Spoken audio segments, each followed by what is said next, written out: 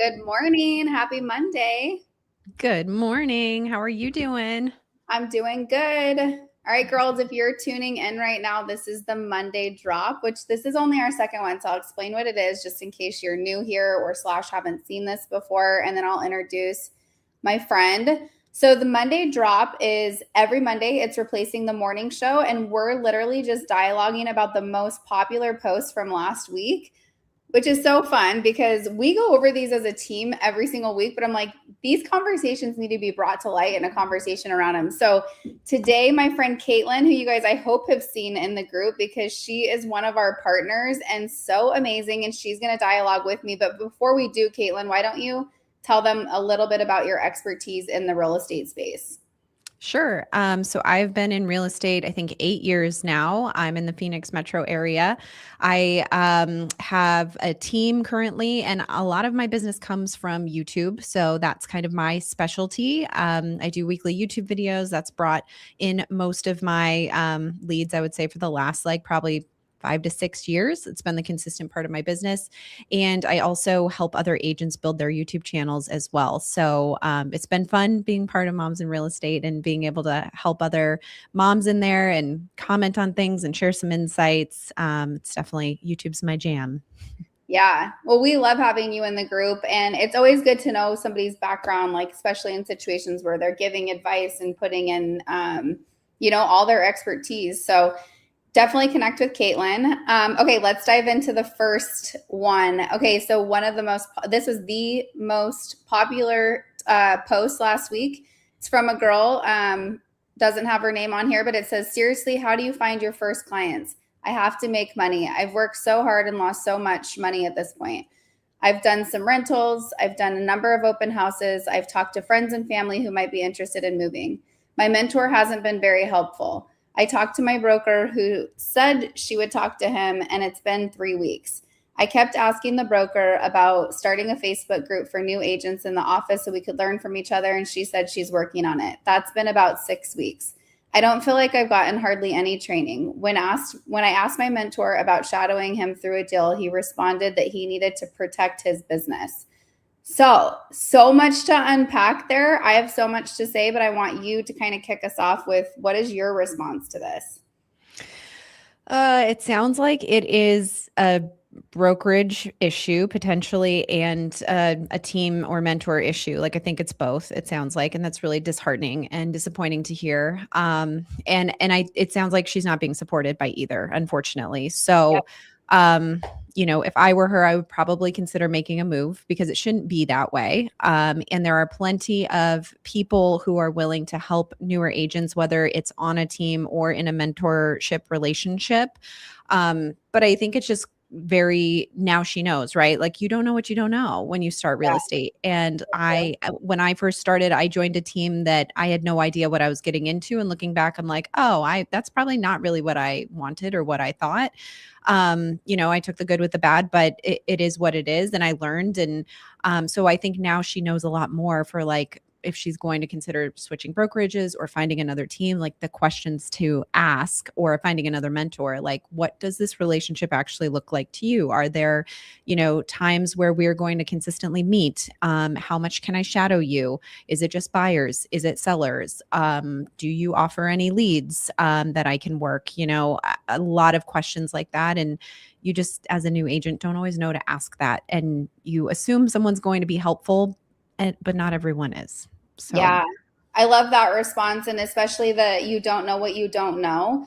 And I mhm. will tell you the best advice I can give you as getting into the real estate industry is start to think of yourself as an entrepreneur. And one of the top things that I always say, like, that has gotten me to where I am today is I know that it's on me. I can't put it on everybody else. I have to be resourceful. Okay. So yes, this is totally a brokerage issue too.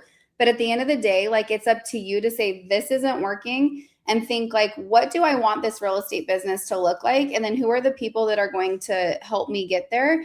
And so even with, like, the mentor and everything, you need to start talking to people. You did such a great job posting in the Moms in Real Estate group because you're getting all this feedback and saying, what is this supposed to look like? And all of us are here to say, like, if you read the comments, like, it shouldn't look like this. It doesn't have to look like this. And we feel for you. We see this all the time too, where it takes a while to get business up and going. And so if you go through the comments, there's just so many great ways as a new agent to get business. Do you have anything else to say about lead gen advice for her? Yeah, I mean, I think just knowing that it's gonna take some time, like, it takes most agents at least, like, 6 months, if not a year, to really, like, feel like they're getting some business, and I think a full 2 years till you feel like you're getting consistent business for the most part, like, I think that's pretty standard. So, but finding your first clients is really, like, I think the best way to think about it is like, what do you like to do naturally? Because if you don't want to go to a networking group, then don't go to a networking group because you think you have to, right? Like, don't go join the chamber or whatever people will tell you to do if that's not your flow. It's just going to make it harder and more painful.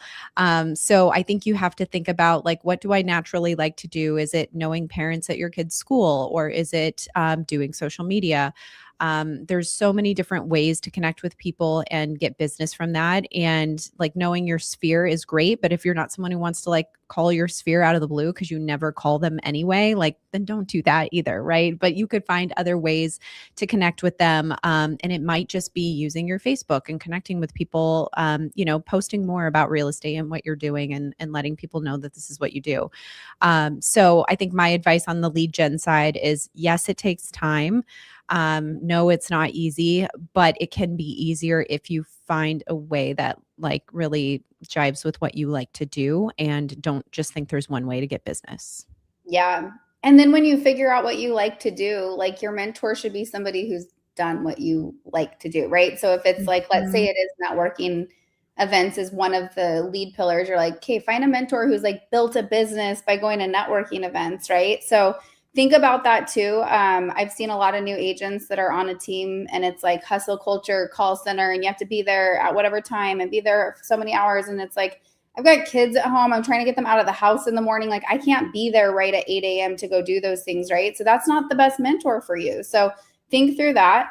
Okay, let's dive into the next post.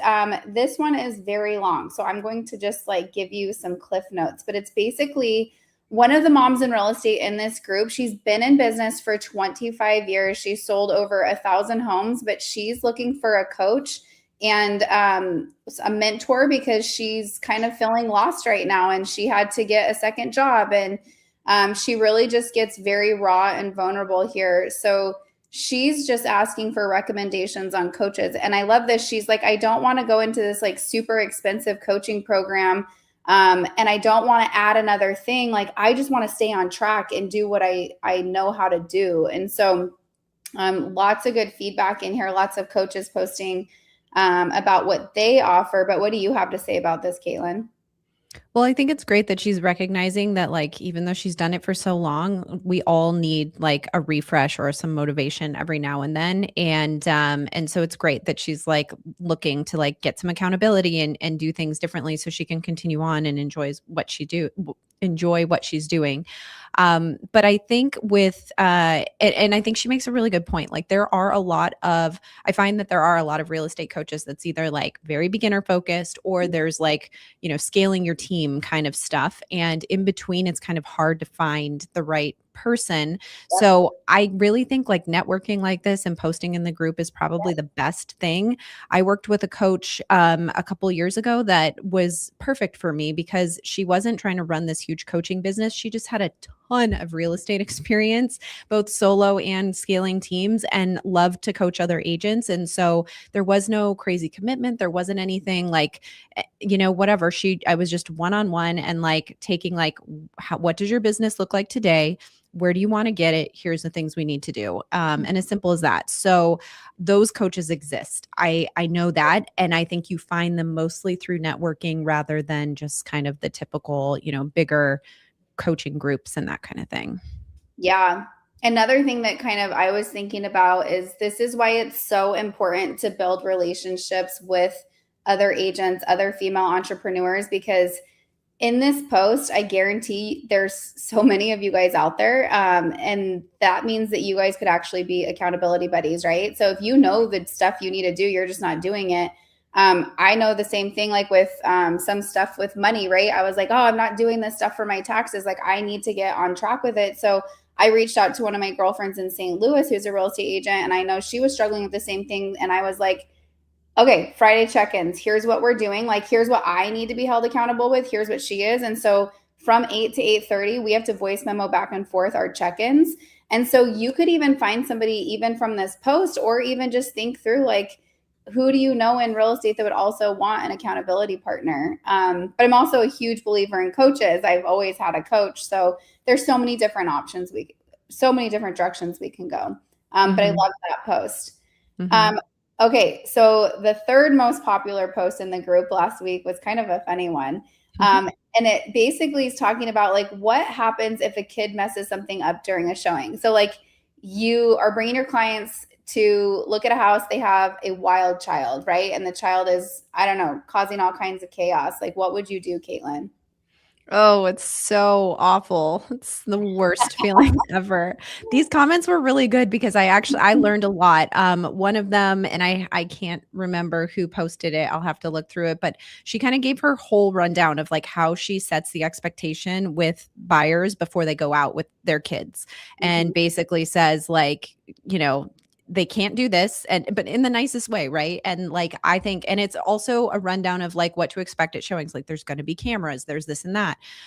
So I thought that was really, really good, something that I am actually going to share with my team that we all should be doing when we do showings. But you know, I think that's the best way to handle it, is to set the expectation up front, so that if it does occur, you're all on the same page with, like, this can't be happening, and someone will step in, rather than not setting that expectation. Then it happens, and then you're the bad guy to your clients, like trying to tell them, like, settle your kids down. Because we all know, like, your standard of behavior is not always the same as everyone else's. So while you might be like, this is so inappropriate, they might just think it's normal. And that's a really tough position to be in. It's so tough, totally. Another thing that I saw kind of common in the comments was to have, like, stuff for the kids to do, maybe like an emergency bag of, like, go to the dollar store and shove in some, like, coloring books. Somebody said, like, a bingo card or a scavenger hunt. And you could do that, but I think that the best piece of advice is what you're saying, is like, have those conversations up front. And hopefully they hear you. But the other thing is, if they do break something, like, it does need to be replaced and it does need to be brought up. And so I love, the girl said that she ended up she Google searched what the kid broke and found it on Etsy and got it for her. And so it's also like making sure not to avoid talking about it. And it did happen, so replacing it. Yeah, that's really good. I think also it's important to emphasize the fact to the parents that, like, this is your home search and your time to see these homes, and I want you to be able to focus. So, like, if you feel like your children are going to be distracting in that way, like, maybe there's a different way we can do this. In other words, like, get a babysitter or a family member, or maybe a family member tags along and, like, watches the kids in one room while everyone else gets to see it. One of the agents on my team once, like, literally babysat the kids for a while in a house for the parents. And I'm like, yes, that's helpful. But then also, like, you need to be with the parents too. Like, you can't just let them be walking around doing whatever. So it makes it really tough when kids are in the mix, especially depending on the ages too. Like, if it could be unsafe for, like, a little toddler walking around and pulling something down, it's a million things. There is a million things. Well, these are so fun, and I'm so glad we got a dialogue about them. And if you Yeah. guys are listening, just to let you guys know, we've been working really, really hard on rolling out our new referral network. So you guys keep your eyes peeled. It's going to be the first in the beginning of September. You guys are going to start to see a lot of information come out about it. We've had our referral network for a little over a year now. And so we just wanted to take it to that next level. And so if that is a focus for you and your business, you are definitely going to want to pay attention. And Randy, you guys, Randy's not here. I want everybody to pray for Randy, because she got evacuated out of her house. They have fires like crazy in Reno right now. She's totally safe. And, but it's just crazy. So everybody have her in your prayers. And she could have been on today, but I was like, go focus on everything that she has going on And so I just wanted to make sure to mention that too. And Caitlin, if anybody is not connected with you, where do they go to follow you? On Instagram, I'm your Phoenix real estate agent. So that's probably the easiest way to connect with me. Awesome. All right, you guys, we'll see you later. Thanks, Kristen. Bye, guys. Bye.